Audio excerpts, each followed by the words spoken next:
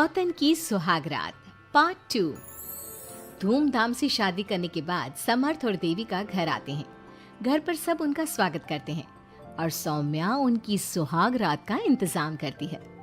समर्थ और देविका दोनों अपने रूम में बैठे बातें कर रहे होते हैं। तब देविका कहती है,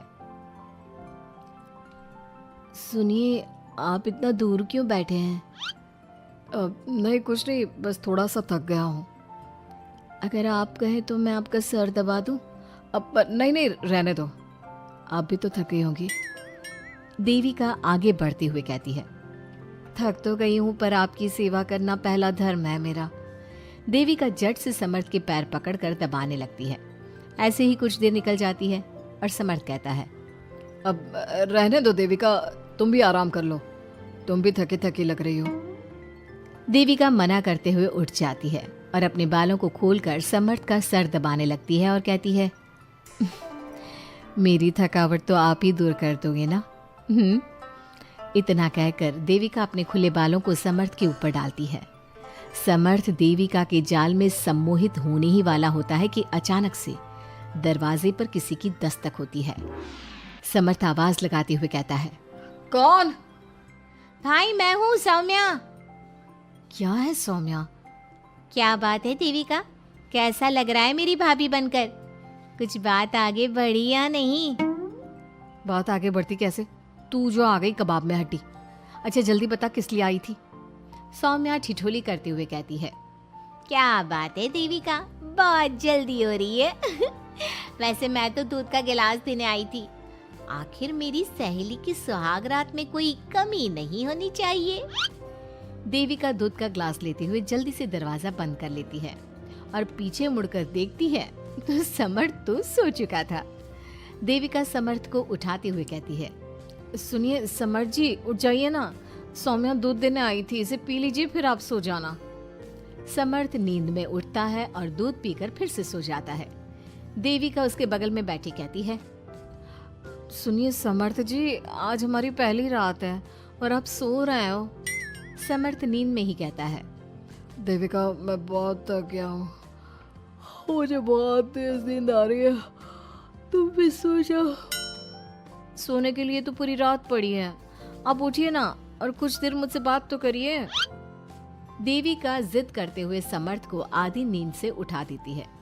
समर्थ उठकर बैठ जाता है और कहता है, बोलिए देविका जी, आपका हुक्म सर आंखों पर। सुनिए, मैंने सुना है कि पति अपनी पत्नी को पहली रात कोई तोहफा देता है, आप मेरे लिए कुछ नहीं लाए क्या? वो मैं कैसे भूल सकता हूँ, लाया हूँ पर वो दूसरे रूम में रखा है। तो दिखाइए ना क्या लाए हैं। अरे अभी तो कहा कि तुम्हारा गिफ्ट दूसरे रूम में है, तो जाकर लेकर आइए ना। अगर अभी गया तो घर के सब लोग जाग जाएंगे और 10 तरह के सवाल जवाब करेंगे। मैं सुबह दिखाता हूँ ना। समर्थ इतना कहकर लेट जाता है और लेटे लेटे देविका से कहता है, अच्छा सुनो देविका, मुझे बहुत नींद आ रही है, मैं सो रहा हूँ, तुम भी सो जाओ। देविका समर्थ की बात सुनकर कहती है, आपको तो हमारी पहली रात की कुछ पड़ी ही नहीं है। इतना कहकर देविका भी उसके करीब आकर लेट जाती है और सो जाती है। अगली सुबह अधीरा समर्थ के रूम में सफाई करने आती है और देविका को उसके करीब लेटा देख रोने लगती है। रोने की सिसकी सुनकर समर्थ की आंख खुल जाती है। वो उठकर देखता है कि अधीरा उसके कमरे में रो रही है। उसे देखते ही समर्थ बहुत गुस्से में आ जाता है और अधीरा से कहता है, अधीरा, तुम सुबह सुबह क्यों रो रही हो? तुम्हें यहाँ नहीं आना चाहिए था, जाओ यहाँ से। समर्थ अधीरा का हाथ पकड़कर रूम के बाहर कर देता है और कहता है, अब बिना दरवाजा नॉक किए अंदर मत आना। इतने में देविका भी आ जाती है और समर्थ को भड़काते हुए कहती है, हाँ समर्थ जी, ये रो रो कर हमारे घर में अपशगुन कर रही है और अब ये देखो कैसे मगरमच्छ के आंसू दिखा रही है। इतना कहकर देविका अधीरा का हाथ पकड़कर घसीटती है और कहती है, अब क्या रोती रहेगी या कुछ काम भी करेगी? मुफ्त में रोटियां तोड़ने को नहीं मिलेगी यहाँ पर। चल उठ यहाँ से और कुछ काम कर। अधीरा वहां से उठकर रोते रोते चली जाती है और जाकर रसोई में सबके लिए चाय बनाती है और चाय जाकर पहले अपनी सास को देती है। चाय पीते ही मंजू अधीरा को गुस्से से कहने लगती है, लगता है मुझे मारने की साजिश कर ली है। अरे अभी तक तूने ढंग की चाय बनाना नहीं सीखा। इतनी मीठी चाय बनाई है कि कहीं मैं शुगर की बीमारी से मर ही ना जाऊं। अरे जा जाकर तू मर कहीं। अधीरा मंजू की बात सुनकर दुखी होती है। इतने में सौम्या वहां आ जाती है और कहती है, ये लो, महारानी अभी यहीं बैठी है और मैं पूरे घर में देख आई। अरे ओ महारानी, यहाँ बैठकर किसका मातम मना रही हो? उठ यहाँ से और जाकर हमारे कपड़े धो, बहुत कपड़े पड़े हैं धोने को। अधीरा वहां से कपड़े धोने चली जाती है और बैठे बैठे खुद को कोसने लगती है। हे भगवान, मुझे उठा ले तो अच्छा है, मैं थक गई हूँ इस जिंदगी से। ऐसे ही कुछ दिन निकल जाते हैं। अब समर्थ भी अपने काम पर जाना शुरू कर देता है। एक शाम अधीरा घर के सारे काम करके अपने रूम में आराम कर रही थी और मंजू अधीरा को आवाज लगाते हुए कहती है, अरे ओ कलमुही, अगर आराम हो गया हो तो आकर मेरे पैर दबा दे। देविका उस समय वहीं से गुजर रही थी और समर्थ का घर आने का टाइम देखकर देविका मंजू से कहती है, माँ जी सुनिए, आप कहें तो मैं दबा दूं आपके पाँव। पता नहीं अधीरा कहाँ है।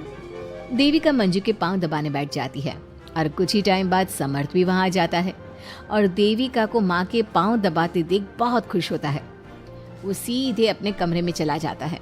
समर्थ को देख मंजू देविका से कहती है, अच्छा सुन, जा जाकर खाना लगा दे। और समर्थ थक कर आया है ऑफिस से, जाकर उसे पानी को पूछ ले। देविका उठकर समर्थ के लिए खाना लगा देती है और रात में समर्थ और देविका सोने की तैयारी करते हैं। समर्थ कहता है, अच्छा देविका सुनो ना, मेरे पास आकर बैठो जरा। अरे पापा मैं बहुत थक गई हूँ, मुझे नींद आ रही है। अरे आओ तो सही, आज तुम्हें माँ के पाँव दबाते देखकर बहुत अच्छा लगा। अच्छा क्यों नहीं लगेगा भला? पूरा दिन घर के काम किए हैं और शाम को माँ की सेवा, पर मेरा तो कोई हाथ बांटने वाला भी नहीं है घर में। क्यों? अधीरा और घर के बाकी लोग कहाँ जाते हैं? अधीरा की तो बात ही मत करो, वो महारानी तो बस मटर गश्ती करती रहती है और घर का सारा काम ना मुझे ही करना पड़ता है। मेरी तो किसी को पड़ी ही नहीं है, मैं तो सिर्फ एक नौकरानी हूँ इस घर में। अरे नहीं नहीं, ऐसा मत बोलो। क्यों ना बोलूं? आपने मुझे वादा किया था ना कि आप मुझे रविवार को फिल्म दिखाने ले जाओगे और कपड़े भी दिलवाओगे, पर आपने तो एक भी वादा पूरा नहीं किया। अच्छा बाबा, कल रविवार है, कल ही चलते हैं और तुम्हारी सारी शिकायत दूर कर देते हैं। खुश? दोनों सो जाते हैं और अगली सुबह समर्थ और देविका बाहर घूमने चले जाते हैं। अब समर्थ पूरी तरह से देविका के वश में हो जाता है। देविका जो कहती समर्थ वही करता। क्या समर्थ को कभी अपनी बहन और दूसरी पत्नी की सच्चाई पता चल पाएगी? अब क्या होगा अधीरा का? इसके लिए हमारे अगले एपिसोड का इंतजार कीजिए।